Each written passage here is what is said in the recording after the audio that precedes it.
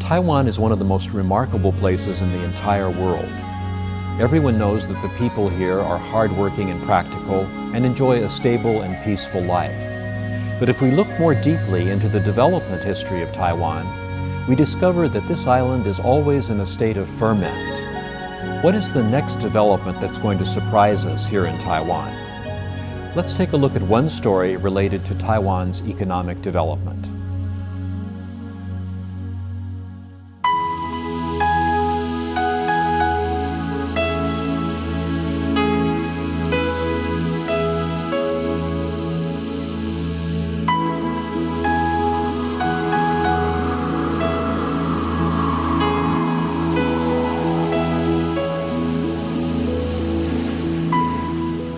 L'île pittoresque et enchanteresse de Taïwan s'est fait connaître dans le monde sous le nom de Formose, signifiant belle en latin et portugais.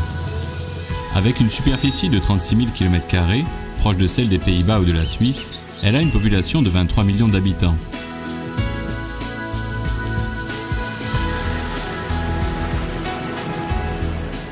Entourée d'eau de tous côtés et composée aux 3/4 de relief montagneux, Taïwan possède peu de ressources naturelles et doit importer la plupart de ses matières premières. C'est sa population qui constitue sa ressource la plus précieuse. Pendant 60 années, Taïwan a connu une croissance économique moyenne annuelle de 7,4%, alors que les prix à la consommation n'ont augmenté en moyenne que de 2% par an pendant les 2 dernières décennies. Un taux de chômage resté inférieur à 2% jusqu'en 1995. Ces réalisations, accompagnées d'une distribution équitable des revenus, lui ont gagné une réputation mondiale. C'est l'expérience taïwanaise. En 2011, les échanges bilatéraux ont atteint les 590 milliards de dollars, la plaçant en 18e position sur la scène mondiale. En 2011, le PNB a avoisiné les 470 milliards de dollars US, avec un produit national brut par habitant dépassant les 20 000 dollars US. Taïwan est actuellement le plus grand fournisseur de technologies de l'information.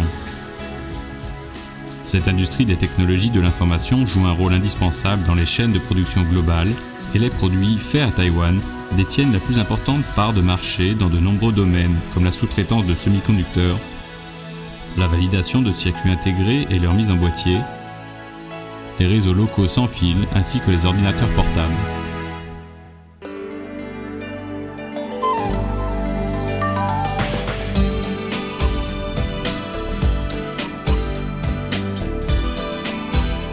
D'une grande beauté et dotée d'une riche diversité culturelle, Taïwan offre au monde un ensemble coloré.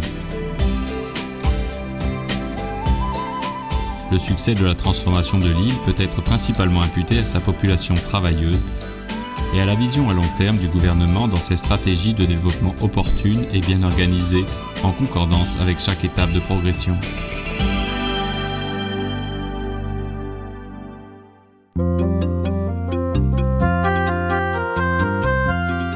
Au sortir de la Seconde Guerre mondiale, Taïwan souffrait d'une forte inflation et de chômage. Dès lors, l'objectif principal du gouvernement a été de reconstruire les infrastructures et rétablir la production industrielle. En 1952, la production a ainsi retrouvé son niveau d'avant-guerre.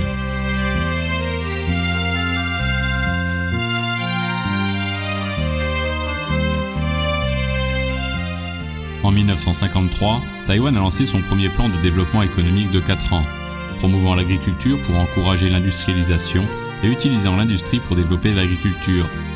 Le gouvernement mit en place une politique de réforme agraire, réduisant les droits de fermage sur les terres cultivées et transférant la propriété des terres aux cultivateurs.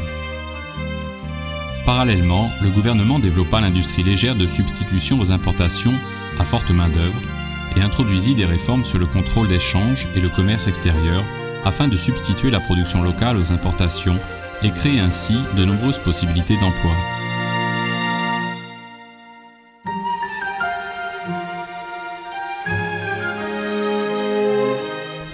Même si les résultats de la politique de substitution des importations furent une évidence, le marché intérieur limité de Taïwan commençait à arriver à saturation. le temps était venu de passer à de nouvelles orientations visant les marchés étrangers.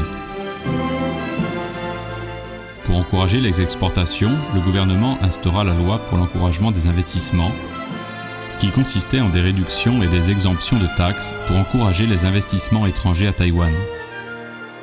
Cette loi permit aussi la création de 3 zones tournées vers l'export, à Kaohsiung, Tanzhe et Nanzhe. Ces politiques permirent une augmentation de l'emploi et assurèrent un accroissement des revenus.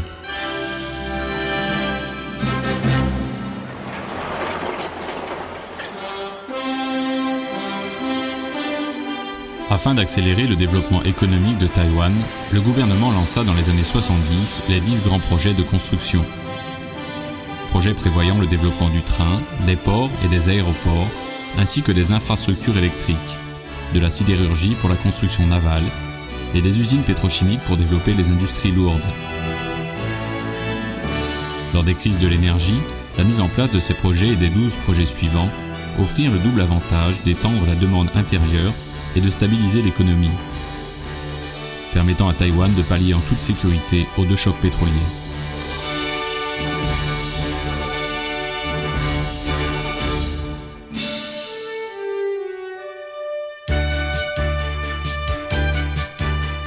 Le gouvernement s'est lancé dans une politique d'ajustement industriel et d'augmentation des dépenses consacrées à la recherche et au développement, dans le but de passer d'une industrie à forte main-d'œuvre à une industrie basée sur les technologies.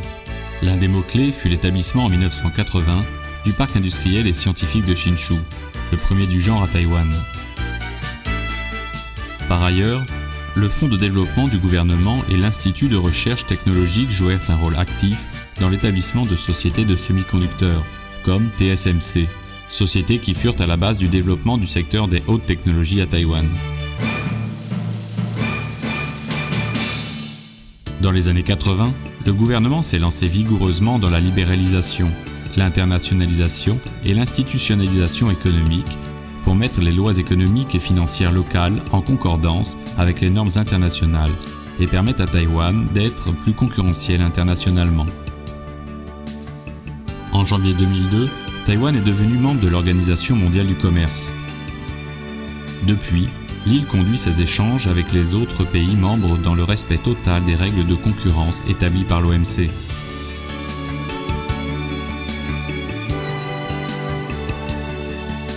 Avec une prospérité croissante apportée par le développement économique taïwanais, le gouvernement s'est attaché à s'assurer que l'ensemble de la population bénéficie des retombées de la prospérité.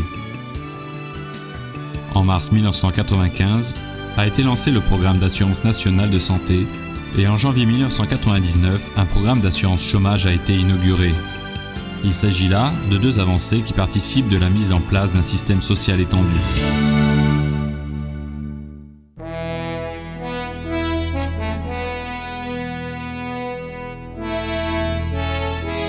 Depuis l'année 2000, pour donner de l'impulsion au redécollage économique, le gouvernement investit fortement dans le capital humain, la recherche et le développement et l'innovation, ainsi que dans la logistique globale et l'environnement de vie. Dès son arrivée au pouvoir en 2008, Ma Ying-jeou a mis en place des mesures accélérées pour stimuler l'investissement public, rénover l'industrie et consolider les liens mondiaux pour faire de Taïwan un centre global d'innovation, une plaque tournante du commerce de la région Asie-Pacifique, ainsi que le siège d'opération des entreprises taïwanaises implantées à l'étranger. Pour développer les infrastructures publiques, le gouvernement projette de dépenser 3 990 milliards de dollars taïwanais dans les 12 projets de e-Taïwan pendant 8 ans, de 2009 à 2016. Les 12 projets, incluant ceux pour développer un réseau de transport rapide et pratique dans toute l'île, construire un Taïwan intelligent, établir des couloirs de l'innovation industrielle et planter de nouvelles forêts, sont destinés à améliorer fortement l'environnement pour les innovations industrielles et améliorer la qualité de la vie à Taïwan. Sur le front du remaniement industriel, en plus de promouvoir le développement des 6 principales industries naissantes, des 4 industries émergentes de l'intelligence et des 10 principales industries de services, le gouvernement vise l'accélération de la réforme des industries traditionnelles, en infusant de l'innovation, de l'esthétique, de la protection environnementale et d'autres nouveaux éléments. il s'efforce aussi d'accroître la compétitivité internationale des industries de produits et de services pour améliorer la structure industrielle et produire plus de valeur ajoutée en émettant moins de carbone. Au niveau du réseau mondial, Taïwan continuera d'accélérer et d'élargir son positionnement international pour rester dans les tendances internationales de globalisation et d'intégration internationale.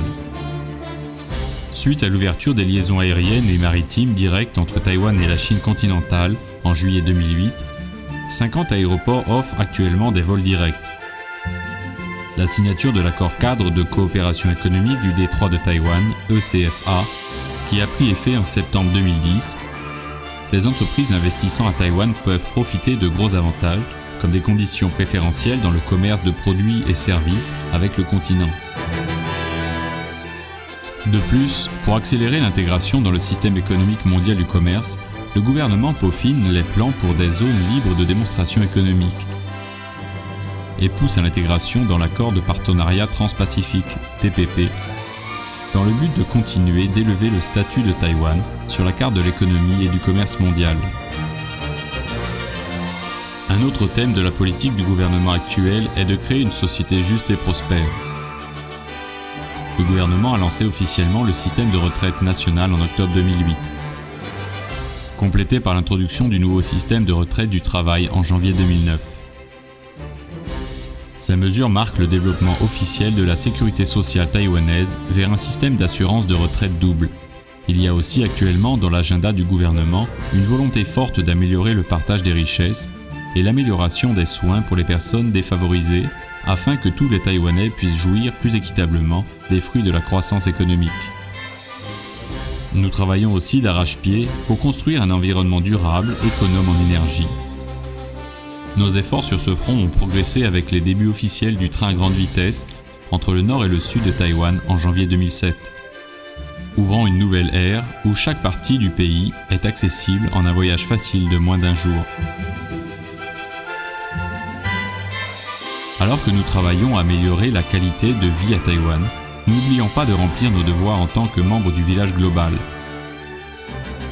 Actuellement, nous faisons de notre mieux pour réaliser un programme d'économie d'énergie et de réduction des émissions de gaz carboniques, avec pour objectif de revenir au niveau de 2005 en 2020 et au niveau de 2000 vers 2025.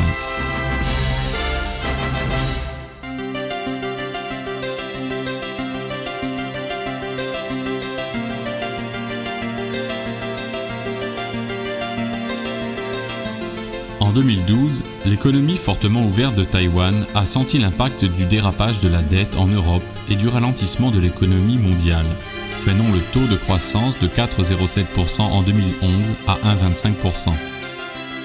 Cependant, dans les classements mondiaux de compétitivité pour 2012 publiés par IMD, Taïwan est classée 7e économie la plus compétitive sur 59, démontrant que les fondamentaux de l'économie taïwanaise restent sains. Regardant devant nous, en 2013, le gouvernement aura rigoureusement rempli le plan de vision nationale d'une décennie en or, s'appuyant sur les 3 forces motrices de l'innovation, l'ouverture et l'ajustement structurel pour promouvoir les 8 visions principales d'une économie vigoureuse, une société juste, un gouvernement intègre et compétent, une culture et une éducation de qualité, un environnement durable, un développement global, la paix des 2 rives du détroit et l'amitié internationale, en redoublant d'efforts dans un projet pour asseoir le pouvoir national sur une trajectoire ascendante. En même temps, le gouvernement va mener activement le plan de montée en puissance de l'économie, contenant des directives pour améliorer 5 éléments essentiels pour la croissance économique: la structure de l'industrie, la croissance des exportations, la formation de main-d'œuvre, la promotion de l'investissement et l'efficacité gouvernementale, afin de continuellement renforcer les fondements économiques. Avec la mise en place de ces plans, la croissance économique devrait se redresser vers une projection à 3,53% en 2013.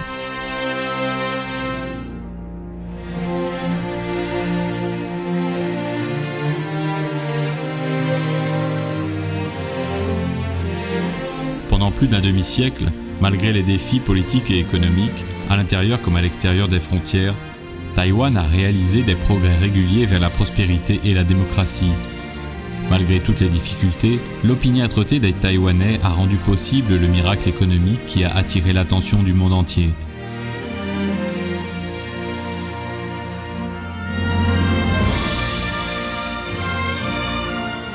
composante clé du passage réussi d'une société agricole à une société industrielle et de l'obtention du statut actuel de centre des hautes technologies a été les choix minutieux et la mise en œuvre approfondie par le gouvernement de bonnes politiques industrielles en concordance avec les différents paliers du développement économique. Aujourd'hui, la population taïwanaise est prête et enthousiaste pour un avenir encore meilleur. Merci d'avoir suivi notre brève présentation sur les atouts uniques de Taïwan et ses espoirs pour un futur encore meilleur. Nous vous souhaitons la bienvenue à Taïwan et espérons que vous passerez un séjour agréable et enrichissant.